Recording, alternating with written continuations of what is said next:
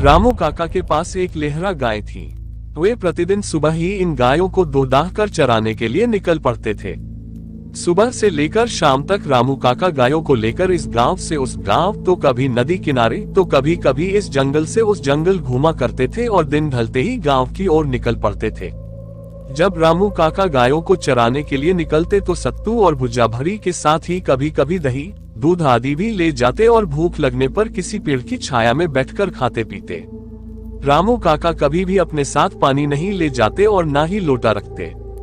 प्यास लगने पर या तो वे नदी का जल पीते, नहीं तो जंगल, सरेह आदि में होने पर लाठी से मारकर महुए और आम आदि के पत्ते तोड़कर उन्हें अपने गमछे की एक छोर में बांधते और फिर इस गमछे के दूसरे छोर को अपने साथ सदा लिए रहने वाली धोती के एक छोर से बांधते तथा फिर इसे किसी कुएं में डालकर पानी निकालते।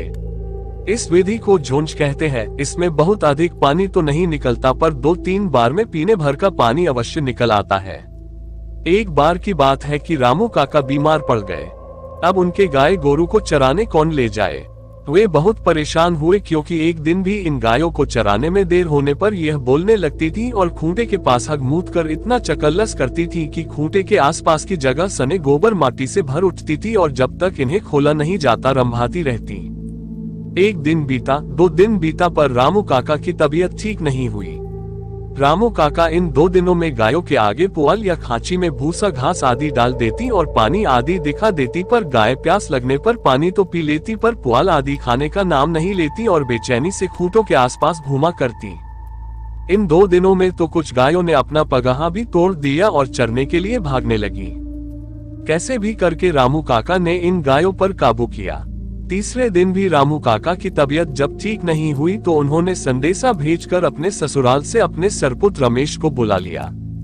रमेश 16-17 साल का किशोर था और बहुत ही सुंदर तथा भला चंगा था।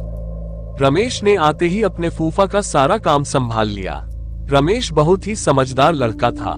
वह प्रतिदिन भिनसहरे 3 बजे ही जग जाता और नित्य क्रिया से निपटकर 5 बजे तक पढ़ाई करता और उसके बाद गायों को खोलकर चराने के लिए निकल पड़ता।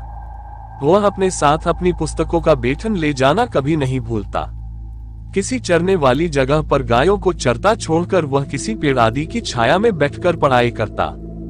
एक बार की बात है कि गायों को चराते चराते रमेश एक जंगल में दूर तक निकल गया। जंगल बहुत घना नहीं था, पर बहुत सारी झाड़ियों से भरा पड़ा था। दोपहर का समय था और अब रमेश को प्यास भी सताने लगी थी। रमेश गायों को चरता छोड़ जंगल में पानी की तलाश में इधर उधर दौड़ भाग करने लगा। अचानक एक बरगद के पेड़ के नीचे उसे एक बहुत पुराना कुआं दिख ही गया। कुआं बहुत ही पुराना था, पर उसका हाल ही में पक्की ईंट से बंधवा गया जान पड़ता था। रमेश ने अब देर किए बिना जंगल में कुछ झाड़ियों के हरे पत्ते तोड़े और उन्हें अपने गमछे में बांधकर झोंझ बनाया। फिर अपने फूफा की तरह गमछे के एक छोर में धोती बांधकर उसे कुएं में लटकाया। पर कुएं में पानी का सतह बहुत ही नीचे था और झोंझ पानी तक नहीं पहुंच पाया। उसने लाख कोशिश की, नए नए हथकंडे अपनाए, फिर भी पानी तक नहीं पहुंच पाया। अब वह पसीने से तरबतर हो गया था और धोती से सर पर के पसीने को पोंछते हुए उसी कुएं की जगत पर बैठकर कुछ सोचने लगा। तभी पायल की छम छम की आवाज ने उसके सोचने के क्रम को बाधित कर दिया। उसने पीछे मुड़कर देखा तो कुछ दूर पर हिरनी की चाल से अपने पायलों की झनकार करते हुए, चेहरे पर हल्की मुस्कान व गालों पर हल्की लाली लिए एक किशोरी उसके तरफ बढ़ी चली आ रही है। वह अवाक मन से उस किशोरी के रूप श्रृंगार के रस का पान करने में लग गया। उस किशोरी में पता नहीं क्या जादू था कि वह ज्यों ज्यों करीब आती जा रही थी, रमेश उसके अप्रतिम सौंदर्य में खोया जा रहा था। पास आकर शरारतीपन से उस किशोरी ने बेहिचक मन से रमेश से पूछा, प्यास लगी है क्या? रमेश, जो एकटक उस किशोरी की सुंदरता का पान किए जा रहा था, घबराकर हाँ में सर हिला दिया। किशोरी और आगे बढ़ी और कुएं के जगत पर पहुंचकर अपने दोनों हाथों से अंजलि बनाई और कुएं में झुक गई। रमेश अभी भी उस किशोरी में ही खोया हुआ था। दरअसल उस किशोरी में कुछ तो ऐसा था जो बरबस रमेश को मदमस्त करते जा रहा था, उसे अपनी तरफ आकर्षित किए जा रहा था। किशोरी ने कुएं से अपनी अंजलि में पानी भरकर रमेश की ओर बढ़ी। रमेश भी बिना कुछ बोले अपने हाथों की अंजलि बनाकर अपने मुंह में सटा दिया। किशोरी अपने अंजलि का पानी रमेश के अंजलि में उड़ेलना शुरू किया और रमेश भी अमृत रूपी जल को पीना शुरू किया। हाँ, यह अलग बात थी कि रमेश की अंजलि से आधा पानी नीचे गिरे जा रहा था, क्योंकि वह पानी पीने के साथ ही उस किशोरी के चेहरे की आकर्षकता को भी एकटक पिए जा रहा था। ना उस किशोरी के अंजलि का पानी खत्म हो रहा था और ना ही रमेश की प्यास बुझने का नाम ले रही थी। पानी पीने पिलाने का ये सिलसिला लगभग आधे घंटे चला और जब किशोरी को लगा कि यह व्यक्ति तो पानी कम अपितु उसको एकटक निहारने का काम अधिक कर रहा है, तो वह थोड़ी असहज होकर बोली, और पिलाऊं कि बस। अब फिर रमेश ने कुछ बोले केवल ना में सिर हिला दिया। इसके बाद उस किशोरी ने रमेश से एक मादकता भरी आवाज में फिर पूछा, अब मैं चलूं? फिर रमेश ने हाँ में सिर हिला दिया। किशोरी फिर हिरनी की चाल से पता नहीं जंगल में कहाँ खो गई।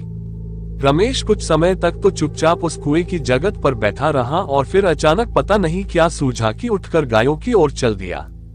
गायों की दिशा में बढ़ते समय रमेश कोई प्यार भरा गीत गुनगुना रहा था। गायों को लेकर रमेश घर पहुंचा। आज वह बहुत खुश लग रहा था और रह रहकर कोई प्रेम भरा गीत छेड़ जाता था। उसकी भूख प्यास गायब हो चुकी थी और उसने अपनी बुआ के लाख कहने के बाद भी रात को कुछ नहीं खाया और अपनी खाट पर सोने चला गया। उसकी आंखों से नींद पूरी तरह से गायब थी और पता नहीं क्यों उसे एक खुशनुमा बेचैनी सताए जा रही थी। वह लेटे लेटे कभी कभी खाट से उठ जाता और कुछ गुनगुनाने के बाद या 2-4 कदम चहलकदमी करने के बाद फिर से खाट पर लेट जाता। उसे एकदम से समझ में नहीं आ रहा था कि वह क्या कर रहा है या उसके साथ ऐसा क्यों हो रहा है। अचानक वह जागते हुए एक स्वप्न देखने लगा और यह स्वप्न कुछ और नहीं, बस आज दिन भर के उसके कार्यकलाप थे। उसने अपने को गाय चराने के लिए जंगल में जाते हुए देखा, फिर कुएं की जगत पर बैठा देखा और फिर उस किशोरी का आना और उसे पानी पिलाना। इतना स्वप्न देखते ही या यूं कहें कि याद करते ही वह गदगद हो गया, पर आगे घटित घटना को याद करके कुछ तो ऐसा हुआ कि उसे काट मार गया और उसने थूक सटक ली। अचानक रमेश को पता नहीं क्या सूझा कि वह डर कर उठकर बैठ गया। बिना देरी किए उसने सिरहाने रखी माचिस से एक तिली निकाला और पास में रखे ढेबरी को जला दिया। ढेबरी की धुंधली रोशनी में उसके माथे पर आई पसीने की बूंदों को साफ देखा जा सकता था। दरअसल उसके जेहन में यह सवाल कुरेद गया कि वह किशोरी इतने गहरे कुएं से अपने हाथ की अंजलि बनाकर पानी कैसे निकाल दी, और साथ ही उसने इतनी देर तक पानी पिया फिर भी उस किशोरी के अंजलि का पानी खत्म होने का नाम क्यों नहीं ले रहा था। उसने भूत प्रेत की बहुत सारी घटनाएं सुन रखी थी। उसके मुंह से अचानक निकल पड़ा, भूतनी। इसके बाद डरे सहमे रमेश ने उस टिमटिमाते ढेबरी के प्रकाश में ही बैठे बैठे रात गुजार दी। सुबह सुबह डरा सहमा रमेश गायों को लेकर सरेह की ओर निकल गया। उसने मन में एकदम से सोच लिया कि अब भूलकर भी उस जंगल की ओर नहीं जाऊंगा, पर कहीं न कहीं उसके जेहन में उस किशोरी की यादें अंगड़ाई ले रही थी। न चाहते हुए भी उस किशोरी का अनुपम सौंदर्यवान चेहरा उसकी आंखों के आगे घूम जाता और अपनी आकर्षकता का एहसास करा जाता। सरेह में गायों को चरता छोड़ वो पास ही में एक सूखी गदही के किनारे एक आम के पेड़ के नीचे बैठकर उस किशोरी के बारे में सोचने लगा। उसे पता नहीं क्यों ऐसा लग रहा था कि वह किशोरी को काफी समय से जानता है, वह उसकी परिचित है। उस किशोरी का सौंदर्यपूर्ण शरारती चेहरा याद आते ही सहसा सहमा रमेश मुस्कुरा देता। उस पेड़ के नीचे बैठे बैठे सोचते हुए रमेश को पता ही नहीं चला कि कब सूर्य उसकी सर पर आ गया और डालियों पत्तों के बीच से उसके साथ आंख मिचौली खेलने लगा। रमेश उठा और गायों की ओर चल दिया। गायों को हाँक हाँक कर एक पास करने के बाद फिर वह उस पेड़ के नीचे आ गया। पेड़ के नीचे आकर रमेश ने कांधे पर रखी धोती को दोहरा कर बिछा दिया और गमछे को सर के नीचे लगाकर वहीं लेट गया। सरेह में कुछ चरवाहे या किसान नजर आ रहे थे।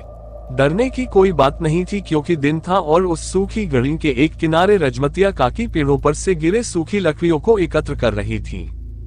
लेटे लेटे रत जगा किए रमेश को पता नहीं कब नींद आ गई, पर नींद में भी वह सहमा सहमा दिख रहा था, पर कभी कभी उसके चेहरे पर एक मीठी मुस्कान आ जाती। ऐसा लग रहा था कि वह किसी भूत और देवता की लड़ाई देख रहा है। भूत का विकराल रूप उसे डरा जा रहा था तो देवता का उस भूत पर हावी होना उसे हर्षित कर जा रहा था। सोए हुए रमेश को पता नहीं क्या हुआ कि वह सकपका गया और उठ बैठा।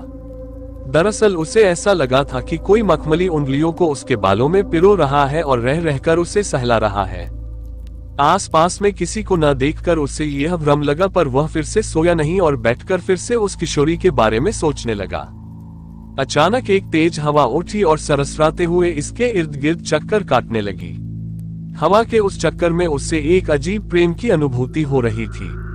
वह हवा धीरे से वह किशोरी बनकर उसके पास खड़ा हो गई और मुस्कुराते हुए बोली, कल से तुम मेरे ही बारे में सोच रहे हो न? फिर से रमेश ने थूक सटक कर हाँ में सिर हिला दिया।